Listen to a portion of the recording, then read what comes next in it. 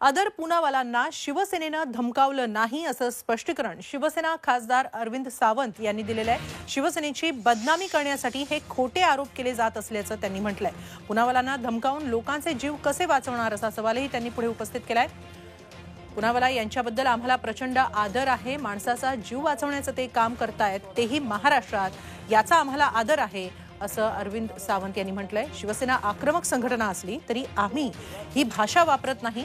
राजू शेट्टी यांनी एक व्हिडिओ केला, त्यांच्या संघटनेचं नाव स्वाभिमानी शेतकरी संघटना आहे, त्यांनी त्याचा उल्लेख एसएस केला, हे एसएस म्हणजे शिवसेना समजले असाही खुलासा अरविंद सावंत यांनी केलाय। पूनावाला यांना धमक्या देऊन आम्ही लोकांचे जीव वाचवण्याचं काम कसं करणार, शिवसेनेची बदनामी करण्यासाठी असे आरोप केले जात आहेत। शिवसेनेनं धमकी दिलेली नाही असं स्पष्टीकरण शिवसेना खासदार अरविंद सावंत यांनी दिलंय।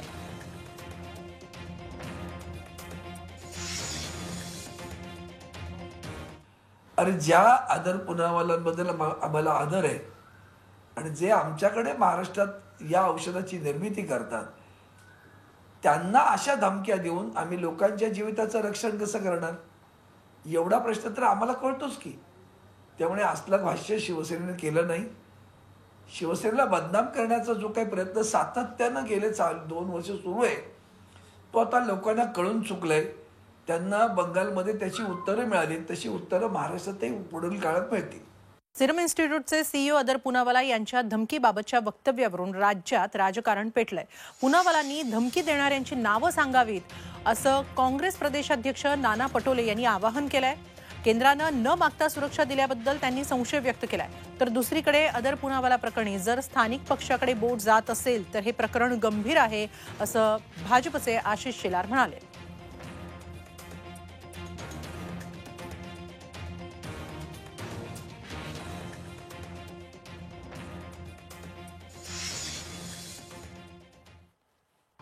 एक गोष्टीचा खुलासा आदर पूनावालांनी केला पाहिजे की आखरी त्याला कोणी धमकवलं होतं। कारण की केंद्र सरकारने त्यांना Y+ सिक्युरिटी त्यांना दिलेली आहे। आता हे सिक्युरिटीच्या मागचं राजकारण काय? कारण की आदर पूनावालांनी कुठलेही राज्य किंवा केंद्र सरकारला संरक्षण मागितलेलं नव्हतं।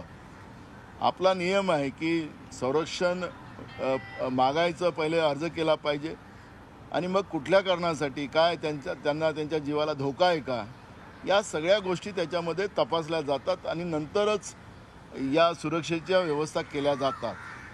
पण केंद्र सरकारने एकाएकी त्यांना ही सुरक्षा का प्रदान करावी, त्याच्या मागचा खेळ काय आहे, या सगळ्या गोष्टीचा एक खुलासा या निमित्तानं केंद्र सरकारने करावा आणि आदर पूनावालांनी करावा।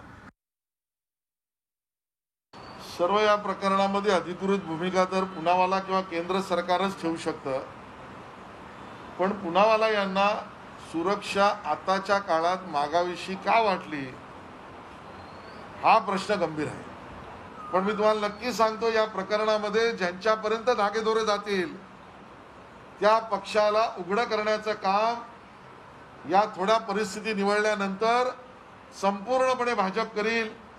माझ्याकडे आणि आमच्या पक्षाकडे त्याची माहिती सुद्धा आहे। मात्र त्यांनी आपल्या एक पत्रकाद्वारे लसीच्या उत्पादनाबाबत एक महत्त्वाची माहिती दिलेली आहे, ते आपण पाहूया।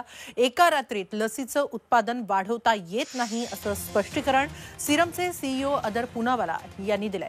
लसीचं उत्पादन ही एक विशेष आणि एक वेगळी प्रक्रिया असते, पुढच्या काही महिन्यात 11 कोटी डोस पुरवू असंही त्यांनी म्हटलेलं आहे। अनेक ठिकाणी कोविशिल्ड लसींचा तुटवडा जाणवत असल्यानं लस निर्मितीचा वेग वाढवण्याची मागणी जोर धरतीये। मात्र एका रात्रीत लस निर्मितीचा वेग वाढवता येत नाही अशी स्पष्टोक्ती सिरमचे सीईओ अदर पूनावाला यांनी केलेली आहे। सिरमनं याबाबत एक पत्रक जारी करून लस उत्पादनाबाबत माहिती दिली आहे। पाहूया सिरमनं काय म्हटलेलं आहे या पत्रकात। एका रात्रीत लसीचं उत्पादन वाढवता येत नाही। लसीचं उत्पादन ही एक विशेष प्रक्रिया असते। भारताची लोकसंख्या मोठी आहे, या प्रमाणात लस निर्मिती करणं हे एक मोठं आव्हान आहे असंही पूनावाला म्हणाले। केंद्राने नेहमीच आम्हाला पाठिंबा दिला, त्याबद्दल सिरम आभारी आहे। एका पत्रकाद्वारे सिरम आणि पूनावाला यांनी हे स्पष्टीकरण दिलेले आहे. आम्हाला 26 कोटी डोसेसची ऑर्डर मिळाली होती, त्यापैकी आम्ही 15 कोटी डोसेस दिलेले आहेत. उर्वरित 11 कोटी डोसेस पुढच्या काही महिन्यात सिरम देशाला पुरवणार आहे. यासाठी सरकारनं 1732.5 कोटींची आगाऊ रक्कम दिली आहे. प्रत्येक भारतीयाला लस देण्यासाठी सिरम कटिबद्ध असल्याचंही पूनावाला म्हणाले.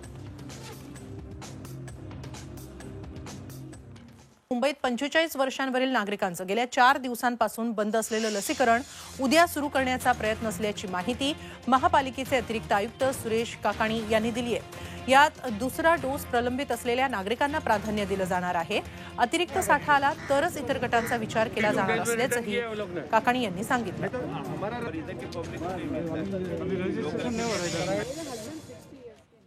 लसीचं उत्पादन आणि लसीचं वितरण यामध्ये कदाचित थोडाफार विलंब लागू शकत असेल आणि म्हणूनच आम्ही काही दिवस थांबण्याचा निर्णय घेतला होता.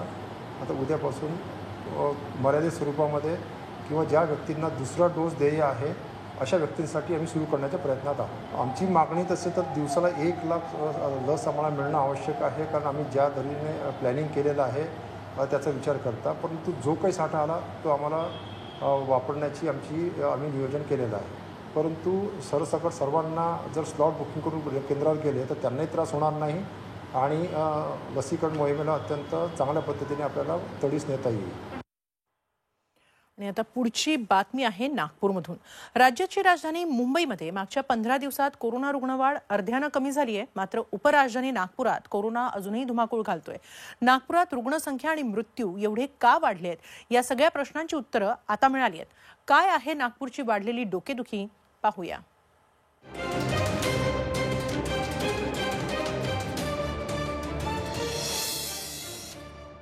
एक शहर, एक व्हायरस, 5 व्हेरियंट्स.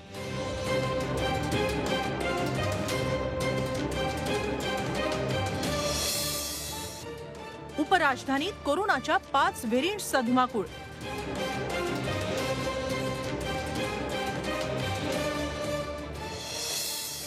नव्या स्ट्रेन्सची नवी लक्षणं.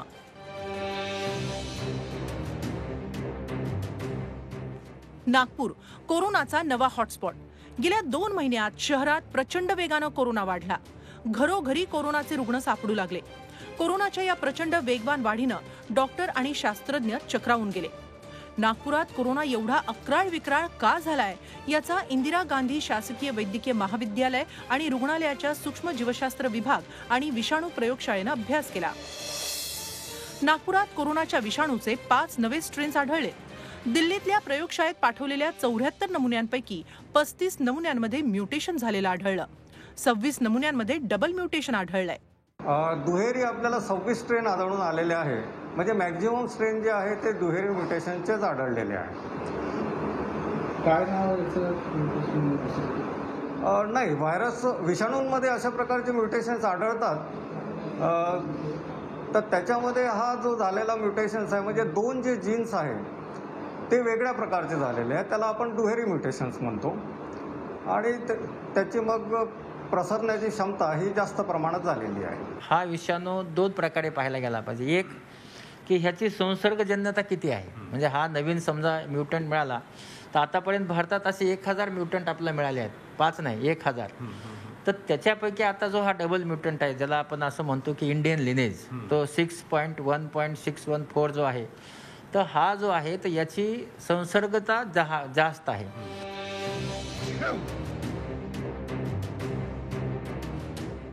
या नव्या 5 कोरोना व्हेरियंटची नवीन लक्षणं समोर आली आहेत.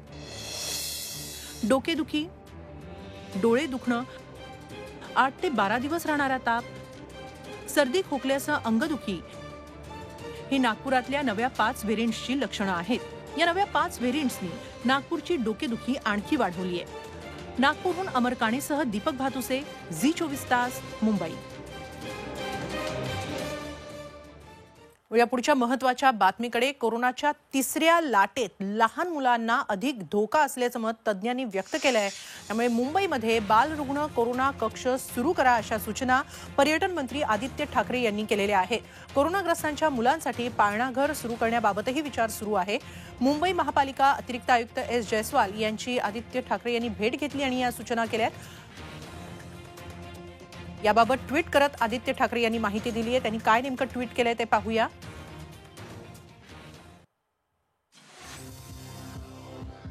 महाराष्ट्र तिसऱ्या लाटेचा मुकाबला करण्यासाठी सज्ज होतोय. मी आज मुंबई अतिरिक्त महापालिका आयुक्तांची भेट घेतली. तिसऱ्या लाटेत लहान मुलांना अधिक धोका संभवतो. बालरुग्ण कोरोना वॉर्ड सुरू करण्याची सूचना महापालिकेला केली अशी माहिती त्यांनी दिली. त्याशिवाय पाळणाघरं सुरू करण्याची सूचनाही केली आहे.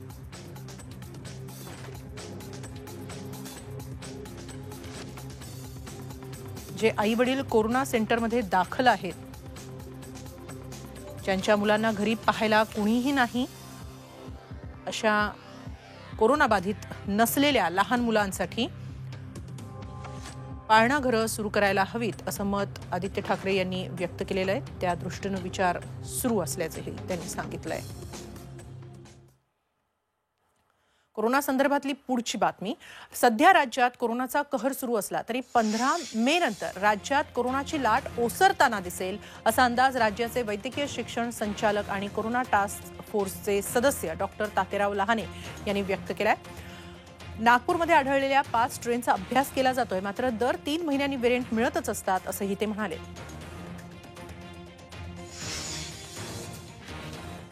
नाही, आपण असं पाहिलं तर हा जो करोना पाहिला आपण तो 16 फेब्रुवारीच्या दरम्यान हा अमरावतीमध्ये आला. 25 तारखेपर्यंत त्याची हळूहळू संख्या वाढत गेली आणि म्हणून आपण पाहतो की कधीही हा जेव्हा येतो तो 90 दिवसानंतर हा कमी होत असतो आणि म्हणून 15 मे ते 25 मेच्या दरम्यान तर हा कमी होताना दिसेल. तर महाराष्ट्राबाबत केंद्राकडून एक दिलासादायक बातमी, ती म्हणजे महाराष्ट्रात कोरोनाचा प्रभाव कमी होतोय. 12 जिल्ह्यांमध्ये रुग्णसंख्या कमी झाली आहे अशी माहिती केंद्रीय आरोग्य सचिव लव अग्रवाल यांनी दिली. महाराष्ट्रासह अन्य कोरोनाग्रस्त राज्यांतूनही कोरोना कमी होतोय असंही त्यांनी स्पष्ट केलं. दिल्ली जहां पर कि 25,200 के करीब केसेस आते थे, वह करीब 24,000 यानी कि कुछ अर्ली प्लेटोइंग साइंस अभी दिख रहे हैं. मध्य प्रदेश में देखें तो पाते हैं 13,000 की बजाय 12,800. महाराष्ट्र में 65,000 की जो पीक थी उससे कम होते हुए अभी 62,000 के करीब केसेस आने शुरू हुए हैं. झारखंड में भी इसी तरह से एक रिडक्शन देखा जा रहा है. प्लेटोइंग ऑफ केसेस का जो एक अनुमान हम पंजाब में लगा पा रहे हैं, इसी तरह तेलंगाना में भी प्लेटोइंग ऑब्जर्व हो रही है. Early signals of प्लेटोइंग Uttar Pradesh में भी दिखते हैं. इसी तरह उत्तराखंड में भी हम देख रहे हैं कि केसेस प्लेटो कर रहे हैं, लेकिन ये बहुत ही अर्ली सिग्नल्स हैं. पुढची बातमी तुमच्यासाठी खूप महत्त्वाची आहे, कारण थोडंसं दुखलं खुपलं तर तुम्ही घरच्या घरीच एखादी पेन किलरची गोळी घेत असाल तर ही बातमी तुम्ही नक्की पहा. सध्याच्या कोरोना काळात अशी कुठलीही औषधं स्वतःहून घेणं धोकादायक ठरू शकतं. ICMRनं तसा इशारा दिलाय. त्यामुळे तुम्ही इतर आरोग्याच्या समस्यांना निमंत्रण देऊ शकता. ICMRनं असा काय नेमका इशारा दिलाय पाहूया. घरच्या घरीच औषधं घेताय,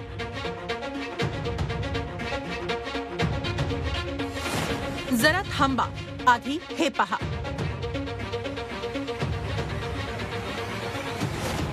कोरोनात पेन किलर औषधं ठरू शकतात जीवघेणी.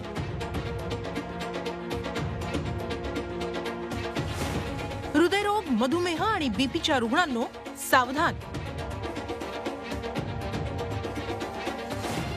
इंडियन काउन्सिल फॉर मेडिकल रिसर्चचा इशारा. अंगात ताप येत असेल तर बरेच जण घरच्या घरीच अँटी इन्फ्लेमेटरी आणि अँटीपायरेटिक औषधं घेतात. भारतात तर अशांची संख्या खूप जास्त आहे. बरं नसलं की मेडिकलच्या दुकानात जायचं आणि काय होतंय ते सांगून औषधं आणायची, हे तर सर्रास सुरू असतं. मात्र कोरोना काळात हेच धोकादायक ठरेल असा इशारा ICMRच्या रिपोर्टमध्ये देण्यात आलाय. इबुप्रोफेन सारख्या अनेक पेन किलर्समुळे कोरोनाचा धोका वाढतो. हृदयरोग्यांसाठी हानिकारक मानली जाणारी ही औषधं किडनीलाही धोका निर्माण करू शकतात. लोकांनी NSAID म्हणजे नॉन स्टेरॉइडल अँटी इन्फ्लेमेटरी औषधं टाळावीत. पेन किलरची औषधं ज्याला NSAID म्हणतात किंवा नॉन स्टेरॉइडल अँटी इन्फ्लेमेटरी औषधं म्हणतात, तशी पेन किलरची औषधं मनानी लोकांनी घ्यायला नाही पाहिजे, कारण की त्यामुळे किडनीवर आणि हृदयावर डॅमेज होण्याची शक्यता आहे. जर अंग दुखत असेल, ताप येत असेल तर ॲसेटामिनोफेन किंवा ज्याला आपण कॉमनली पॅरास्टिमॉल, क्रोसिन म्हणून ओळखतो, ती औषधं तुम्ही घेऊ शकता. कोरोना काळात काही पथ्य पाळायला हवं, खबरदारी घ्यायला हवी. या काळात सिगरेट आणि दारूपासून लांब राहा. सगळ्यात महत्त्वाचं म्हणजे लस घेण्यापूर्वी किंवा नंतर पेन किलर घेऊ नका असा सल्ला जगभरातील तज्ज्ञांनी दिलाय. त्यामुळे सध्याच्या काळात डॉक्टरांना विचारल्याशिवाय स्वतःच्या मनानं कुठलीही औषधं घेऊ नका. विशाल करोळेसह ब्युरो रिपोर्ट, झी 24 तास, औरंगाबाद. भंडाऱ्याची उधळण म्हणजे